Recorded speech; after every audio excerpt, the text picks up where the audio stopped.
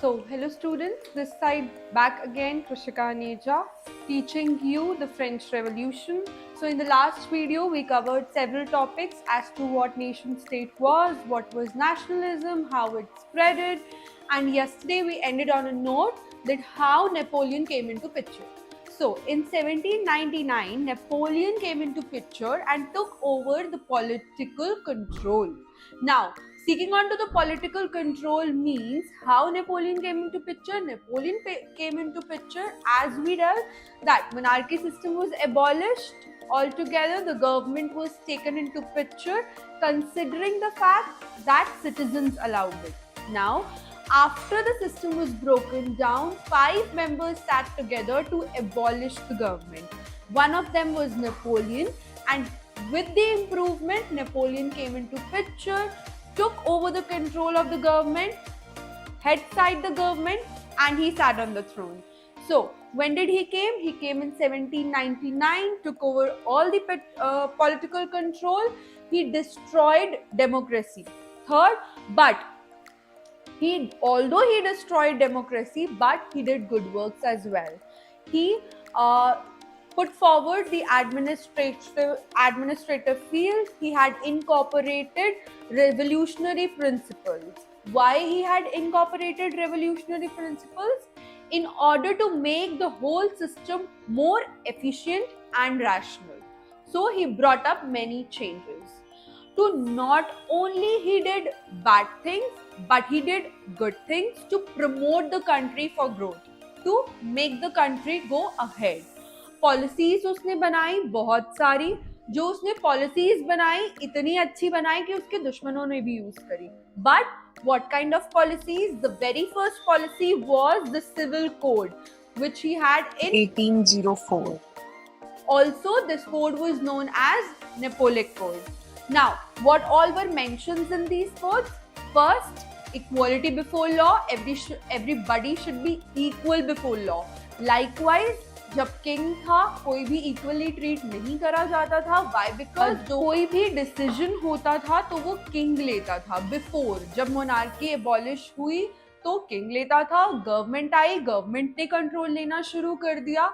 अब एवरीबडी, जब नेपोलियन आया, उसने जब ये कोड बनाया, उसने ये देखा कि everybody should be treated equally before law. Second, everybody in the country should have right to property.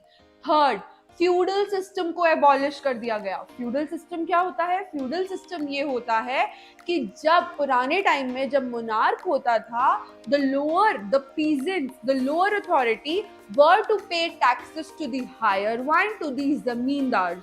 So that system was completely abolished.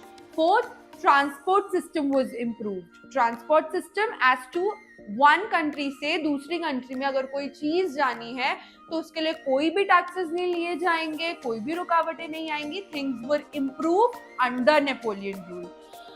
Fifth, freed people. He freed people from the manorial dues. What are manorial dues? अगर कोई भी किसी के पुराने कर्जे हैं, उसने उसको उन चीजों से मुक्त कर दिया. दैट अब जो आगे होगा दैट विल बी न्यू, और पुरानी चीजों से सब कुछ हटा दिया गया.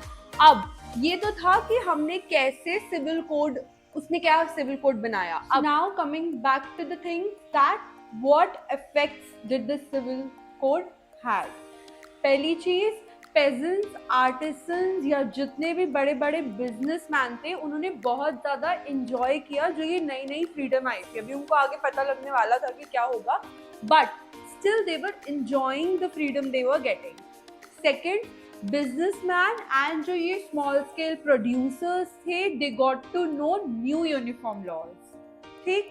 Third, a new common currency was introduced जिसमें movement of exchange of goods, की exchange of goods एक कंट्री से दूसरी जगह लेकर जाना went very easily because उनको जरूरत नहीं पड़ती थी हर कंट्री में जाकर करेंसी चेंज कराने की, तो वो बहुत ज्यादा इजी हो गया.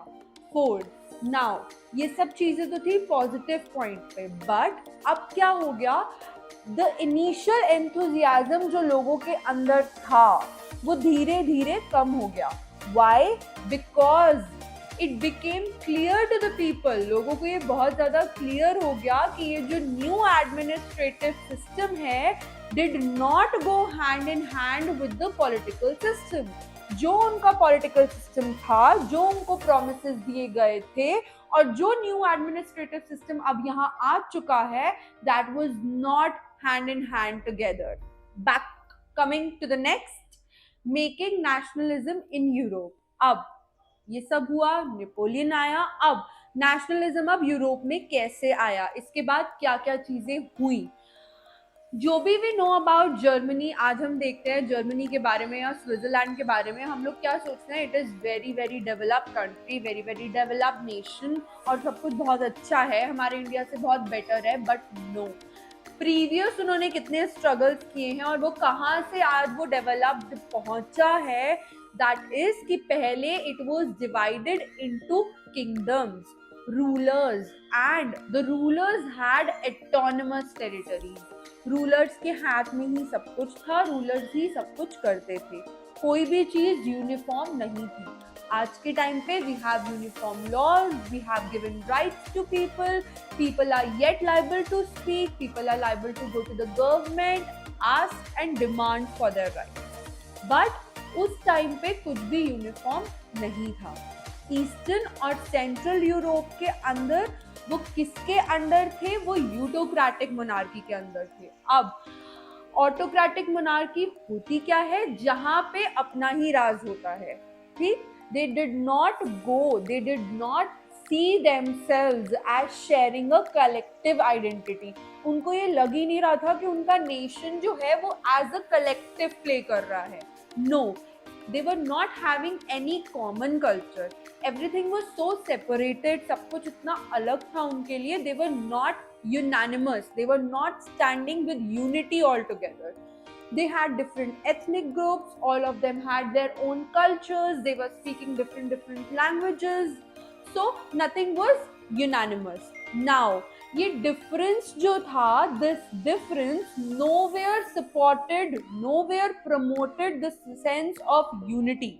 तो the only tie binding of the diverse people, of the diverse nation, किसने उनको बांध कर रखा था, एक ही चीज थी जो टाई बाइंडिंग थी, that was the allegiance to the emperor. Allegiance to the emperor मतलब कि कैसे वो एम्परर के प्रति उनकी क्या भावना थी, सिर्फ उस वजह से वो सब एक साथ जुड़े हुए। Now will talk about structure of European society.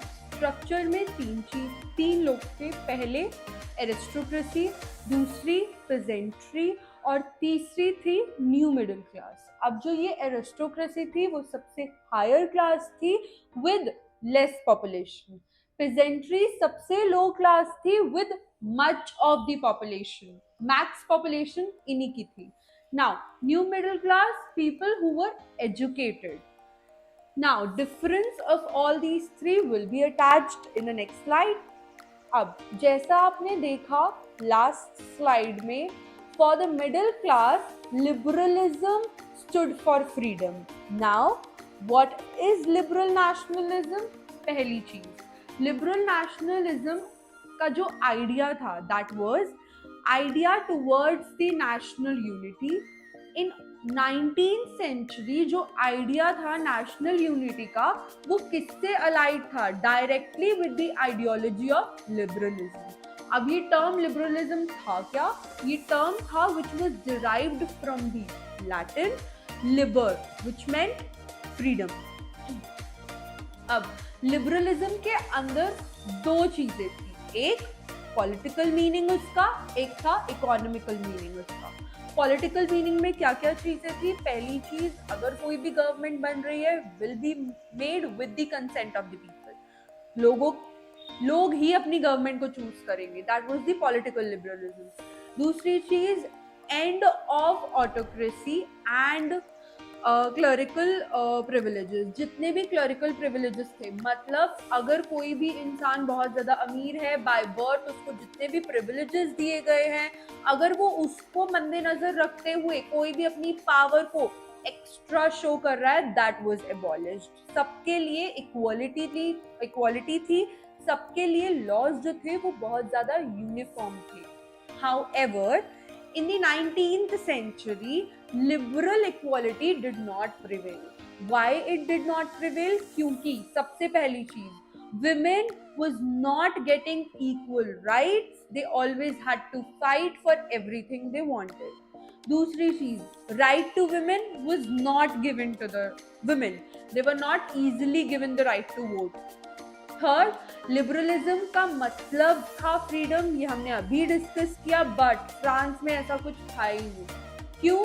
अभी बोला मैंने, विमेन को कोई भी राइट्स नहीं दिए गए थे. प्लस अगर किसी भी मैन के पास प्रॉपर्टी नहीं है, he will also be not liable to vote. His freedom to vote was also taken aback. Now, these were the political meaning. Coming to the economic side, economic meaning क्या था? पहली चीज कि freedom of market था.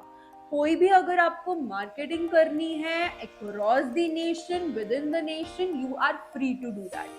Second, abolition of restriction towards the movement of goods and capital. मतलब अगर आपको कोई भी goods और capitals across nation लेके जाना है, you are good to go that. You are good to go with that. Things were restricted before, but abolition was taken place. But the custom barriers we talked about, जो भी हमने custom barriers पढ़े थे अभी पीछे, they were hindering the economic growth.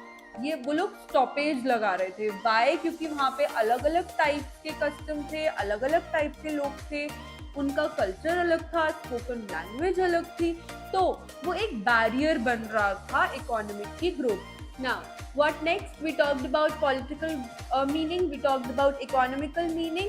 Now, coming to the new commercial people, the new commercial society wanted the creation of unified economic growth. They wanted कि unified economic territory हो जो कि allow करे जितने भी movements of good and capital हो रहे हैं.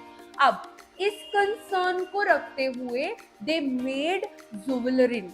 What was Zollverein? Zollverein was formed in 1834. एक ऐसी यूनियन जिसने कंट्रीज की ग्रोथ को देखा और जितने बैरियर्स थे उन चीजों को हटा दिया. In the next slide, I will attach few points for ज़ुवलरिन as well. I hope this content, this information was useful to you. Now, in the next coming slides, in the next coming videos, I will cover the rest of the topic.